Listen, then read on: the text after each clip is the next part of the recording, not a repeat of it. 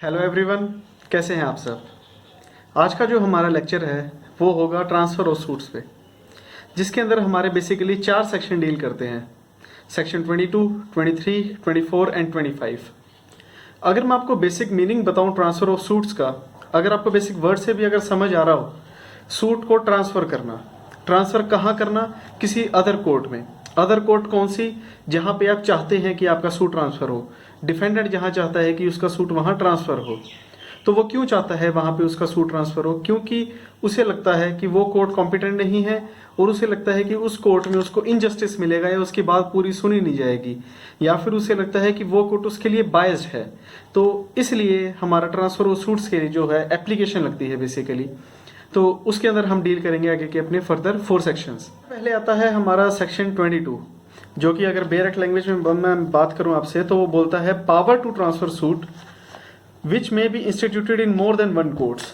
कि अगर मान लीजिए एक ये बात समझ के चलिएगा कि जो सूट डलता है हमेशा, मान लीजिए 2 जुरिस्डिक्शन है, एक एक्स कोर्ट की है और एक वाई कोर्ट की है, तो मैं प्लेंटिफ हूँ, तो मेरी मर्जी है मैं जहां मर्जी डाल दूं, चाहे मैं एक्स कोर्ट में डाल दूं या वाई कोर्ट में डाल दूं। लेकिन जो डिफेंडेंट है उसके पास भी तो राइट्स हैं कुछ। अगर उसको लगता है कि एक्स कोर्ट के अंदर मैं कंफर्टेबल नहीं होऊंगा, या यहाँ मेरी बात नहीं सुनी जाएगी, या ये कोर्ट एक्स जो मेरे लिए है, एक्स कोर्ट जो है वो मेरे लिए बायस्ड है, तो वहां पे वो सूट नहीं चलवाएगा डिफेंडेंट, तो वो अपना सूट जो है किसी अदर कोर्ट में ट्रांसफर करवा सकता है। तो बेसिकली सेक्शन 22 जो है हमारा, वो बेसिकली डिफाइन करता है कि ट्रांसफर ऑफ सूट्स जो है वो कैसे होगा, कि वो हायरार्की से चलेगा। जैसे कि हमारे कॉन्स्टिट्यूशन ने हमें बताया गया है कि जो हमारी कोर्ट्स हैं वो हायरार्की से हैं। सबसे पहले सुप्रीम कोर्ट, फिर हायर कोर्ट, फिर उसके बाद डिस्ट्रिक्ट कोर्ट, फिर अदर कोर्ट्स, लोअर कोर्ट्स हैं। तो जो हमारा ये ट्रांसफर है तो ये हायरार्की से चलेगी। तो वो डिफाइन सबसे पहले जो ट्रांसफर की डेफिनेशन है वो हमारे सेक्शन 22 बताता है। फिर उसके बाद आता है हमारा सेक्शन 23, जो कि बहुत इंपॉर्टेंट है। वो आप देखिएगा तो ये बोलता है to what court application lies. जी हाँ, किस कोर्ट में आप एप्लीकेशन लगाएंगे। मान लीजिए मेरा सबसे, जैसे सिविल सूट्स जो होते हैं वो सबसे लोवेस्ट कोर्ट में डलते हैं। मेरा लोवेस्ट कोर्ट में सूट डल गया, ठीक है, मेरे को वो ट्रांसफर करवाना है किसी अदर कोर्ट में, तो मैं कहाँ पे उसकी एप्लीकेशन लगाऊंगा? मैं उसकी एप्लीकेशन लगाऊंगा जिस कोर्ट में वो डला है उसकी डिस्ट्रिक्ट कोर्ट में, उसके डिस्ट्रिक्ट कोर्ट में एप्लीकेशन लगाऊंगा, और वहां से वो सूट डिस्ट्रिक्ट कोर्ट को अगर मेरी बात रेलिवेंट लगती है तो वो उसको वहां से ट्रांसफर कर सकता है। फिर अगर मान लीजिए कि आपका सूट चल रहा है बेसिकली डिस्ट्रिक्ट कोर्ट में, तो फिर आप कहाँ एप्लीकेशन लगाएंगे? फिर आप लगाएंगे हाई कोर्ट में। जो हाई कोर्ट है, डिस्ट्रिक्ट कोर्ट से ऊपर हाई कोर्ट है। हाई कोर्ट के पास पावर है कि एक जुरिस्डिक्शन की डिस्ट्रिक्ट कोर्ट से किसी अदर कोर्ट की जुरिस्डिक्शन के डिस्ट्रिक्ट कोर्ट के अंदर उसको ट्रांसफर कर सकता है। तो यही बेयर एक्ट हमारा बोलता है बेसिकली। फिर उसके बाद हमारा जो पॉइंट आता है कि थर्ड पॉइंट है इसके अंदर, कि वो ये बोलता है कि मान लीजिए अगर किसी आपने एक हाई कोर्ट की जुरिस्डिक्शन की डिस्ट्रिक्ट कोर्ट है, तो आपने किसी अदर हाई कोर्ट की जुरिस्डिक्शन के अंदर डिस्ट्रिक्ट कोर्ट के अंदर ट्रांसफर करवाना है वो, तो इसमें थर्ड पॉइंट बोलता है कि आप उस हाई कोर्ट में एप्लीकेशन लगाएंगे कि जिस जुरिस्डिक्शन के अंदर आपका डिस्प्यूट चल रहा है। मान लीजिए कि आपका अपना यहाँ करनाल चल रहा है, करनाल में चल रहा है, करनाल की जुरिस्डिक्शन हाई कोर्ट बनती है Punjab and Haryana high court. फिर अगर मान लीजिए आपने राजस्थान जयपुर ट्रांसफर करवाना है, तो जयपुर ट्रांसफर करवाने के लिए आपको थर्ड पॉइंट जो है सेक्शन 23 का, वो ये बोलता है कि Punjab and Haryana high court में आपको एप्लीकेशन लगानी पड़ेगी। लेकिन इसके ऊपर हमारी अमेंडमेंट हुई थी 1976 की, जो कि हमें बताती है कि सेक्शन 25 अमेंड किया गया है।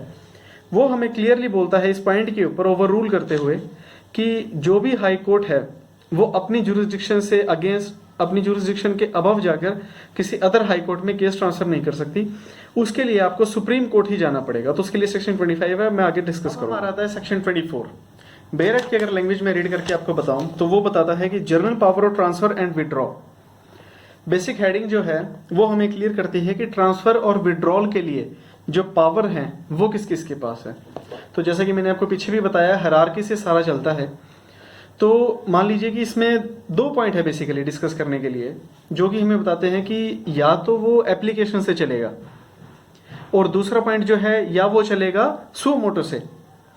मान लीजिए कि भाई मेरा सूट है, एक हमारा सूट है, आपके और मेरे बीच में एक डिस्प्यूट है, मैं प्लेंटिफ हूं, आप डिफेंडेंट है, मैंने एक डिस्प्यूट डाल दिया एक्स कोर्ट में। तो आप आते हैं, आप बोलते हैं कि ये जो सूट है यहाँ पे मुझे डील नहीं करना है, क्योंकि ये कोर्ट मेरे एक्स पर्सन के लिए जो मेरे लिए है वो बायस्ड है। तो फिर वो क्या होगा कि अगर आपको वो ट्रांसफ़र करवाना है तो उसके लिए आपको एप्लीकेशन लगवानी पड़ेगी। आप एप्लीकेशन कहाँ लगाएंगे? सुपीरियर कोर्ट में। सुपीरियर कोर्ट में आप एप्लीकेशन लगा देंगे कि इस कोर्ट से मेरा सूट ट्रांसफ़र करके किसी अदर कोर्ट में किया जाए, क्योंकि ये जो कोर्ट है ये बायस्ड है प्लेंटिफ के लिए। तो फिर वहाँ से अगर सुपीरियर कोर्ट को लगता है रेलिवेंट तो वो वहाँ से ट्रांसफ़र कर देगा। फिर अगर कोर्ट को अगर सू मोटो लगता है, सू मोटो का मतलब कोर्ट खुद से बिना एप्लीकेशन लगाए, तो वहाँ से भी वो ट्रांसफ़र हो सकता है। एक बात ज़रूर नोट कीजिएगा कि जब आप एप्लीकेशन लगाएंगे कोर्ट में तो उसके लिए नोटिस जाना बहुत ज़्यादा ज़रूरी है। जी हाँ, नोटिस ज़रूर जाना चाहिए प्लेंटिफ को, ताकि उसे पता रहे कि भाई ये सूट जो है डिफेंडेंट वो ट्रांसफ़र कराना चाहता है किसी अदर कोर्ट में। अगर वो नोटिस नहीं जाएगा तो वो जो ट्रांसफ़र है वो नल एंड वाइड हो जाएगा। उसके ऊपर अथॉरिटी है, मैं थोड़ी देर में आपको क्लियरली बताऊंगा उसके बारे में।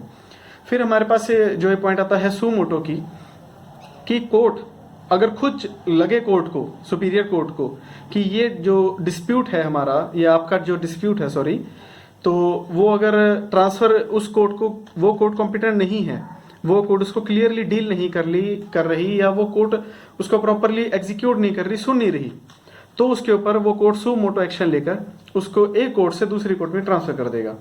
अगर बेयर एक्ट में से मैं आपको बताऊं कि फर्स्ट पॉइंट जो है ट्रांसफ़र एनी सूट, वो ट्रांसफ़र कर सकती है।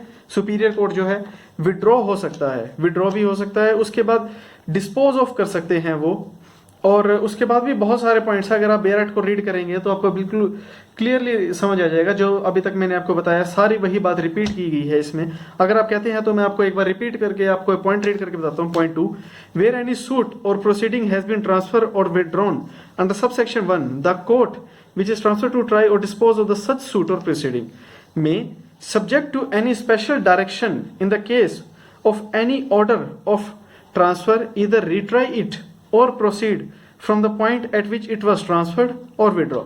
सेकेंड पॉइंट जो है हमारा वो बोलता है कि जैसे कि अगर कोई सुपीरियर कोर्ट एक केस को एक कोर्ट से दूसरी कोर्ट में ट्रांसफर करेगा तो वहां पे वो क्लियर करेगा कि ये जो सूट है या तो ये बिगिनिंग से स्टार्ट हो, या फिर जहां पे ये वहां उस कोर्ट में खत्म हो गया था वहां से वो कंटिन्यू किया जाए। और अगर वहां पे वो कोर्ट उसको क्लियर नहीं करती है कि आपको या बिगिनिंग से उठाना है या वहीं से, तो ये अंडरस्टूड होगा कि जहां पे वो पॉइंट लीव किया गया था, जहां पे वो डिस्प्यूट रुक गया था, तो वहां से वो स्टार्ट हो जाएगा। और एक बात और है कि ये जो ट्रांसफर है ये किसी भी टाइम पे हो सकता है सूट के। ऐसा नहीं है कि भाई ये स्टार्टिंग में ही होगा या बिटवीन में ही होगा, एंड में नहीं हो सकता। सेक्शन 24 जो है ये एक्सेप्शन है लिमिटेशन की, इसके ऊपर कोई लिमिटेशन बाइंड नहीं होती है। आप किसी भी टाइम पे एप्लीकेशन लगा सकते हैं अगर आपको लगता है आपके साथ इनजस्टिस हो रहा है। At the filing of the plaint, at the filing of the written statement, at the time of the trial, at the time of the decision, at the time of the execution also you can file application for the transfer of the suit और withdrawal of the suit और the rejection of the suit. तो ये हमारा basically section 24 बात करता है। फिर उसके बाद हमारे पास बात आती है सेक्शन 25 की, जो कि मैंने आपको 23 के क्लॉज 3 में आपको क्लियर किया था कि जो भी आपका हाई कोर्ट का सूट है या डिस्प्यूट है जो भी, तो हाई कोर्ट, दो हाई कोर्ट्स के बीच में अगर आपको एक डिस्ट्रिक्ट एक स्टेट से दूसरी स्टेट में ट्रांसफर करवाना है तो आपको high court to high court बात करनी पड़ती है, तो उसके लिए आपको सुप्रीम कोर्ट जाना पड़ता है। तो उसके लिए सेक्शन 25 बोलता है power of supreme court to transfer suits. उसके लिए सिर्फ और सिर्फ सुप्रीम कोर्ट के पास पावर है। अगर आप देखें तो ये बोलता है, ये जो एक्ट है ये अमेंड किया गया था 104 का 1976 का, सेक्शन 11 है, सेक्शन 25 है, with effect from 1 to 1977। Yes, 1977 से ये इफेक्ट में आ गया था, 1 से 1 फरवरी से। तो वहां से उससे पहले के जो थे तब तो हाई कोर्ट खुद से ही कर लेता था, लेकिन 77 के बाद 1 Feb 77 के बाद ये जो high court to high court suit transfer होते हैं ये सुप्रीम कोर्ट ही करता है। तो इसके बाद मैं आपको डिस्कस करूंगा कुछ और फर्दर पॉइंट्स। तो हमारी बात आती है सेक्शन 25 की, वो ये बताता है हमें कि जो भी आपका ट्रांसफर होगा, आपने केस जो ट्रांसफर कराना है उसके लिए एफिडेविट लगाना बहुत ज्यादा जरूरी है। बिना एफिडेविट के वो आपकी जो एप्लीकेशन होगी वो रिजेक्ट हो जाएगी।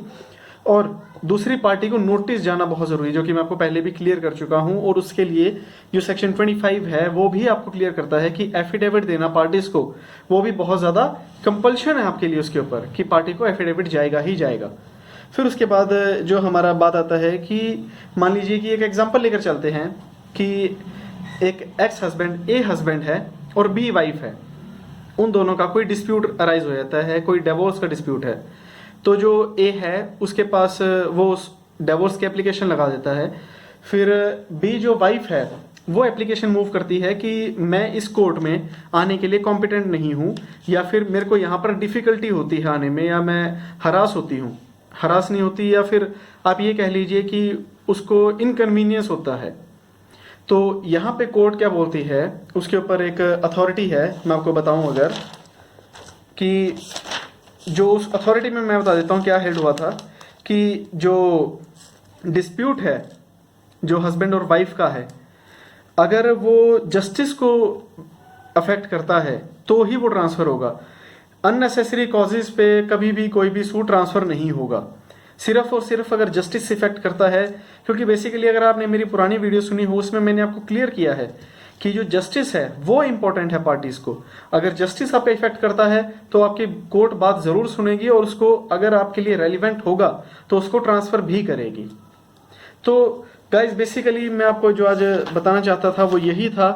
और अगर आप जो अदर फर्दर पॉइंट्स हैं तो अगर एक पॉइंट और सुन लीजिए आप इसमें, फोर्थ पॉइंट जो है ये भी बड़ा इंपॉर्टेंट है कि अगर मान लीजिए आपने वैक्सीशियस या इसको और बोलूँ मैं फ्रीविलस एप्लीकेशन मूव कर दी कोर्ट में, कि आपने झूठी एप्लीकेशन या हरास करने के लिए प्लेंटिफ को मूव कर दी, तो उसके ऊपर सुप्रीम कोर्ट आपको 2000 तक का फाइन भी लगा सकती है। तो ये था हमारा सेक्शन आज का कंप्लीट टॉपिक जो था ट्रांसफर ऑफ सूट्स को लेकर, सेक्शन 22, 23, 24, 25।